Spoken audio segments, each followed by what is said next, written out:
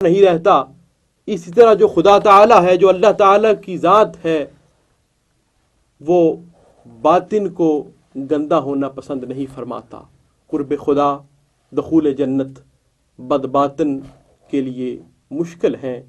جب وہ سزا حاصل کر کے اپنے آپ کو پاک و صاف کرتا ہے تو پھر وہ جنت میں جاتا ہے۔ تو گویا جس طرح ہمارے لیے قبروں کی صفائی بڑی پسندیدہ ہے، لباس کی پاکیزگی بڑی پسندیدہ ہے، خدا تعالیٰ بھی ان کا حکم دیتا ہے صفائی کا، پاکیزگی کا، لیکن اس کے نزدیک پسندیدہ یہ ہے کہ تمہارے اذہان بھی صاف ہوں، تمہارے قلوب بھی منور ہوں۔ یہ خدا تعالیٰ کے نزدیک پسندیدہ ہے۔ آگے فرمایا وَاشْكُرُوا لِلَّهِ إِن كُنتُمْ إِيَّاهُ تَعْبُدُونَ، کہ اگر تم خدا کی عبادت کرتے ہو تو تم نے اس کا شکر ادا کرنا۔ شکر کیا ہے؟ کسی محسن کو یاد کر کے اس کی تعریف کرنا، یہ شکر کہلاتا ہے۔ شکر خدا کا بھی کیا جاتا ہے، اور حدیث مقدسہ میں بھی ہے کہ جس نے مخلوقات کا شکر ادا نہ کیا اس نے خدا کا شکر ادا نہ کیا۔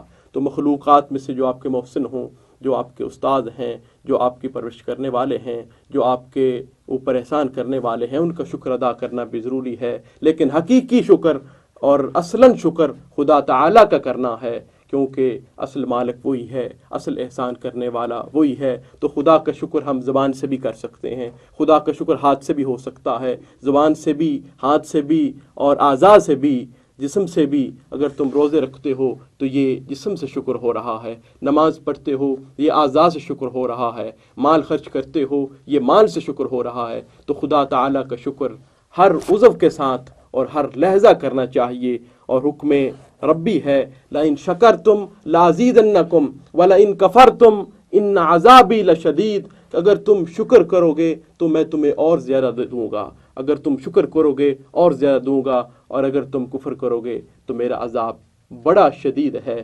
شکر ہر حال میں کرنا چاہیے، ہر وقت میں کرنا چاہیے، بالخصوص جب ہم کسی محروم کو دیکھیں جو دولت ہمارے پاس ہے اس کے پاس نہیں ہے، تو اس حالت میں بھی شکر کرنا ضروری ہے۔ بلکہ میں تو شیخ سعدی رحمۃ اللہ تعالی علیہ کا واقعہ بیان کر کے اختتام کو پہنچوں گا۔ آپ نے بڑی ہی عظیم کتب تصنیف فرمائی ہیں۔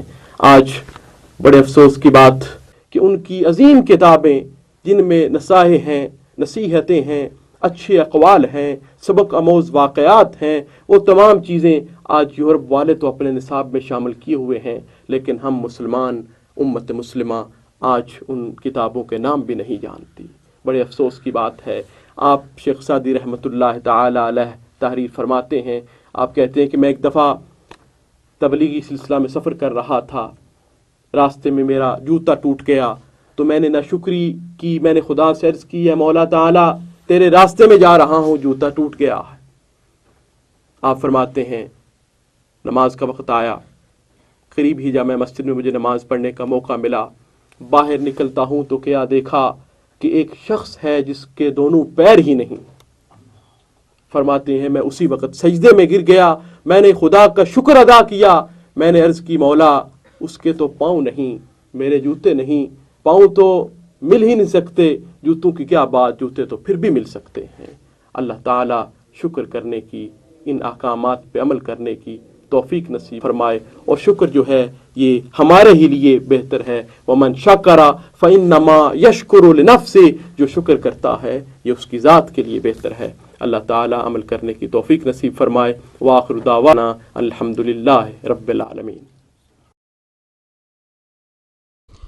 بسم اللہ الرحمن الرحیم۔ قبلہ مفتی صاحب، میرا آپ سے یہ سوال ہے کہ قاتل کی برادری اور وکلاء جانتے ہوئے بھی قاتل کی معاونت کرتے ہیں، ان کے بارے میں کیا حکم ہے شریعت کے اندر؟ بسم اللہ الرحمن الرحیم۔ قرآن مجید میں ارشاد باری تعالیٰ ہے فَكَأَنَّمَا قَتَلَ النَّاسَ جَمِيعًا، کہ جو کسی ایک شخص کو بلا حق مار دیتا ہے تو گویا وہ پوری انسانیت کا قتل کرتا ہے۔ قتل جیسے ایک بہت برا گناہ ہے، گناہ کبیرہ ہے، اس کی بڑی سخت سزا ہے، اسی طرح قاتل کی معاونت کرنا یہ بھی بہت گناہ کی بات ہے۔ بلکہ حدیث مبارک میں ہے کہ ایک حرف کے ساتھ بھی قاتل کی مدد کرنے والا سخت گناہگار ہوتا ہے۔ تو ضروری ہے کہ جس نے واقعتاً قتل کیا ہے وہ قاتل ہے، تو اس کی برادری یا وکلاء اس کا ساتھ نہ دیں۔ آج ہمارے معاشرے میں اگر یہ اصول اپنا لیا جائے کہ جو مجرم ہو اس کا ساتھ نہ دیا جائے تو اس سے بے شمار گناہ رک سکتے ہیں۔ اور جب ہم گناہوں میں دوسروں کا ساتھ دیتے ہیں تو ایک تو اللہ تعالیٰ کا حکم تعاونوا علی البر والتقوی ولا تعاونوا علی الاسم والعدوان کی خلاف ورزی ہوتی ہے، اور ایک جرائم جو ہیں یہ بڑھ جاتے ہیں۔ اس لیے کوئی بھی مجرم ہو اس کا معاون نہیں بننا چاہیے، اس کے ساتھ کسی بھی طریقہ سے مددگار یا تعاون کرنا بھی سخت گناہ ہے۔ بسم اللہ الرحمن الرحیم۔ قبلہ مفتی صاحب، میرا سوال یہ ہے کہ فرائض اور واجبات کن وقتوں میں جائز نہیں؟ بسم اللہ الرحمن الرحیم۔ 3 اوقات ہیں جن میں فرائض یا واجبات پڑھنا جائز نہیں۔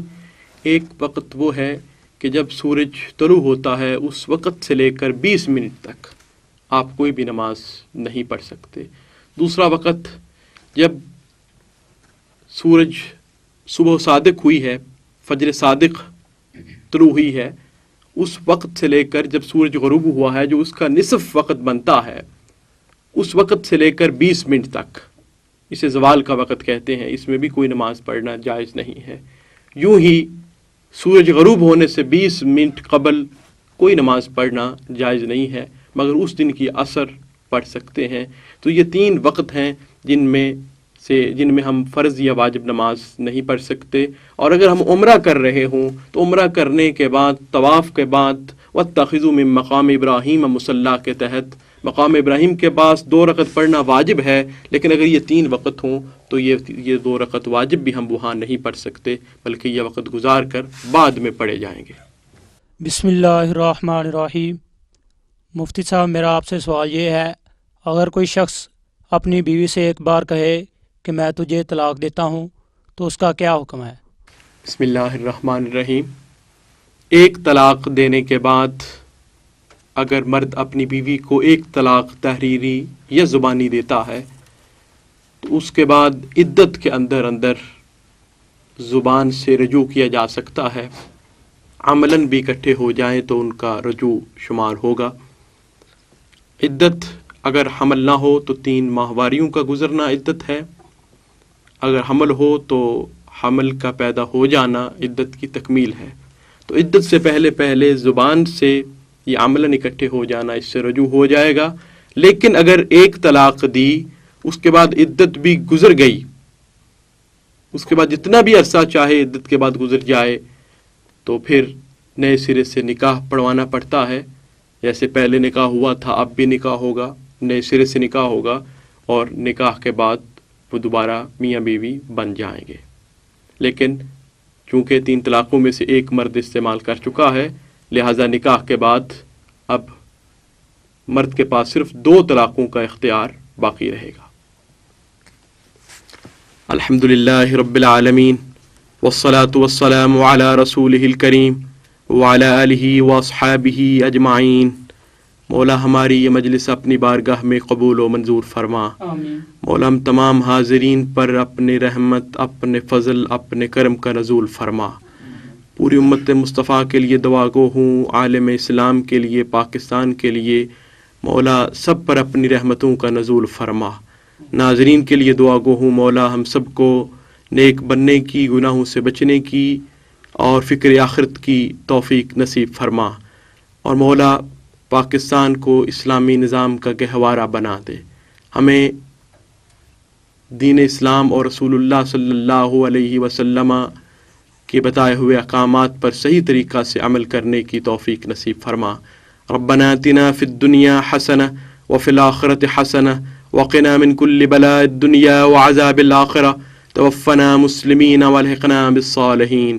مولا جو بیمار ہیں انہیں شفا عطا فرما، جو کوئی نیک خواہش رکھتے ہیں نیک ارادے پورے فرما دے، جو بھی دینی کام میں حصہ لیتے ہیں مولا ان سب کو جزائے خیر عطا فرما۔